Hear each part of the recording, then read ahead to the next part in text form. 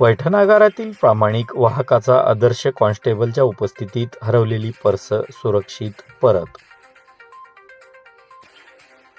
पैठण बसस्थानक दिनांक 5/12/2025 रोजी पैठण ते छत्रपती संभाजीनगर इलेक्ट्रिक बसने प्रवास करणाऱ्या एका महिला प्रवाशांची महागडा मोबाईल तसेच महत्त्वाचे कागदपत्र व रोख रक्कम असलेली पर्स हरवल्याची घटना आज सकाळी घडली.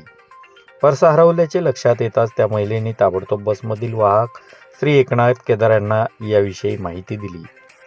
घटनेची गंभीरता लक्षात घेत वाहक श्री केदार यांनी त्वरित परिस्थितीची जबाबदारी स्वीकारत बसची सखोल झाडाझडती सुरू केली. त्यांनी बसमधील प्रत्येक सीट, खाचा, पडछाया नीट तपासून पाहिल्या. शेवटी एका सीटच्या पाठीमागे ती पर्स पडलेली आढळली. पर्समध्ये असलेली किमती वस्तू पाहता ही कृती अत्यंत महत्त्वाची ठरली. पर्स सापडल्यानंतर वाहक श्री एकनाथ केदार यांनी ती कोणतीही विलंब न लावता पैठण बस स्थानकावर कार्यरत पोलीस हेड कॉन्स्टेबल खान तसेच महिला होमगार्ड कर्मचारी यांच्या उपस्थितीत संबंधित महिला प्रवाशाला परत केली.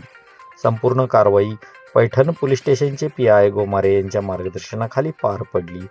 यावेळी महिला प्रवाशांना त्यांची पर्स सुरक्षित मिळताच त्यांनी एसटीचे वाहक श्री एकनाथ केदार बसस्थानक कर्मचारी तसेच पोलिसांचे मनपूर्वक आभार मानले. प्रवाशांच्या सुरक्षेला व विश्वासाला प्रथम प्राधान्य देत वाहकांनी दाखवलेली ही तत्परता व प्रामाणिकपणा यांचा सर्वत्र कौतुकाचा विषय ठरत आहे.